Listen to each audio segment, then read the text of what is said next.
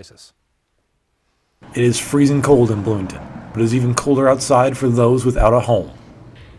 It's everything. Everything. It's my home. I never appreciated those words, so I didn't have one. And now I'm going to lose it. That was 54-year-old Candace Goffinay. She was homeless for 5 years before arriving at Beacon Inc.'s doorstep for help. Now, with little warning, she's facing homelessness once again due to policy changes from within President Donald Trump's administration. I can't just go get another apartment. It's not that easy for me. I'm on disability. I can't just go get a job and have enough money to make it.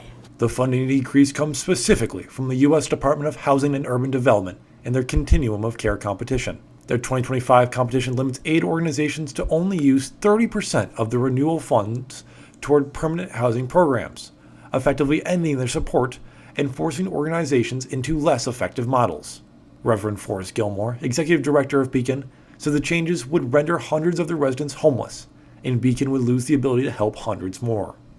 But what do city officials have to say about this impending ordeal? I came right here to City Hall to interview Homelessness Response Coordinator Brian Giffen, who said that the city is unsure where to start for making a backup plan if the funding falls through. At this point, I don't know what backup plans we could possibly have. I mean, that level of funding is not something that we can replace as a city or even as like a state. So at that point, we would just kind of be in like an emergency management situation.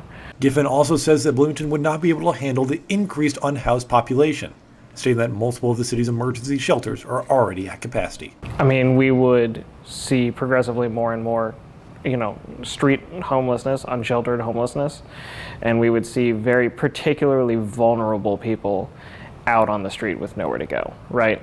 I mean, most of the people that are in permanent supportive housing, or all of them, have a disability, right? And most of them have some type of disability that would prevent them from being able to survive and protect themselves on the street. The battle for funding support now rests in the hands of the law, as Rhode Island District Court Judge Mary McElroy has ruled the changes to the competition illegal, and now providers wait for a final court decision, with thousands of lives hanging in the balance. Reporting from Bloomington for IUSTV News, I'm Mike Badroff. The changes are not set in stone, as a lawsuit is keeping the policy changes at bay. If you're looking for ways to support the lawsuit and revert the funding changes, reach out to local legislators, aid programs, and your representatives to see how you can help too. That's all from me. I'll send it right back to Audrey and